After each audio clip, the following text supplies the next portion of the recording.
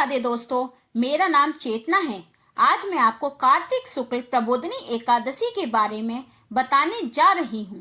कार्तिक माह के शुक्ल पक्ष की एकादशी को देव उठनी एकादशी के नाम से जाना जाता है।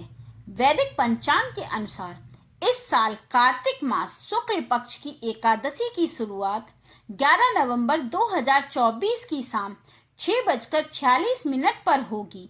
वहीं इसका समापन 12 नवंबर 2024 को शाम 4:04 पर होगा। उदया तिथि के अनुसार देव उठनी एकादशी का व्रत मंगलवार 12 नवंबर को रखा जाएगा। देव उठनी एकादशी पर हमें चावल का सेवन बिल्कुल भी नहीं करना चाहिए।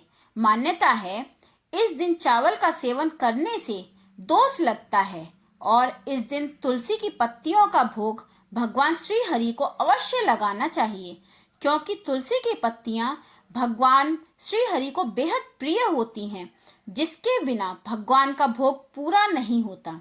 यह एकादशी बेहद महत्वपूर्ण होती है।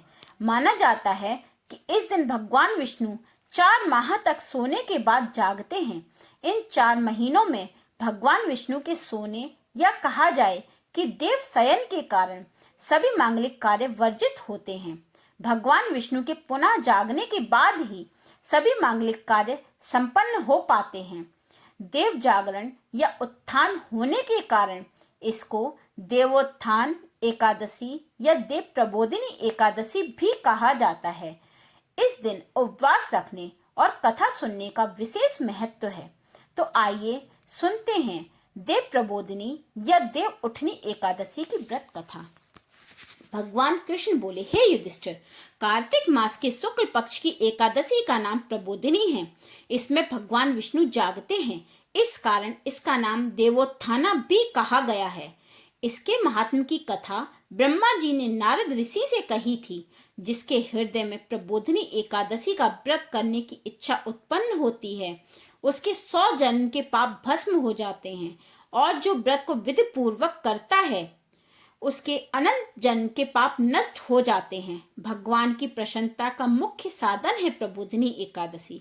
प्रबोधिनी एकादशी के व्रत से मनुष्य को आत्म का बोध होता है। जो इस व्रत से विष्णु की कथा सुनते हैं उन्हें 7 दीपों के दान करने का फल मिलता है।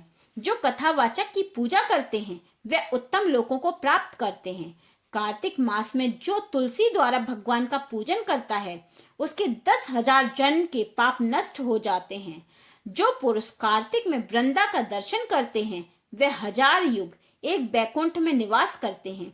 जो तुलसी का पेड़ लगाते हैं उनके वंश में निसंतान नहीं होता। जो तुलसी की जड़ में जल चढ़ाते हैं उनका वंश सदैव फूला फला रहता है। जिस घर में तुलसी का पेड़ हो उसमें सर्प देवता निवास करते हैं।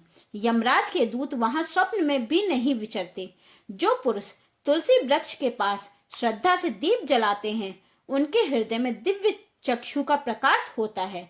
जो शालिग्राम की चरणोदिक में तुलसी मिलाकर पीते हैं उनके निकट अकाल मृत्यु नहीं आती, सर्व व्याधियां नष्ट हो जाती हैं, पुनर्जन्म को वह नहीं प्राप्त होता। ऐसी पतित पावनी तुलसी का पूजन इस मंत्र से करना चाहिए। ओम श्री वृंदाय नमः। जो चतुर्मास या एकादशी में मौन धारण करे उसे स्वर्ण सहित तिल का दान करना चाहिए। कार्तिक मास या चतुर्मास में नमक का त्याग करते हैं उन्हें शक्कर दान करना चाहिए। कार्तिक शुक्ल एकादशी से पुण्य तक देव स्थानों में दीपक जलाने से महापुण्य की प्राप्ति होती है। बुद्धिमान पुरुष सारा कार्तिक को यही दानी तट इत्यादि पूज्य स्थानों में दीपक जलाते हैं। प्रबोधिनी एकादशी महात्म्य सुनने से अनेक गौदान का फल मिलता है। फलाहार इस दिन काचरे का सागार लेना चाहिए। तो दोस्तों, आशा है कि आप जान गए होंगे कि प्रबोधिनी एकादशी का व्रत किस प्रकार किया जाता है। ऐसी ही जानकारी प्राप्त करने के लिए हमारे चैनल को लाइक, शेयर एंड सब्सक्राइब कीजिएगा। धन्यवाद।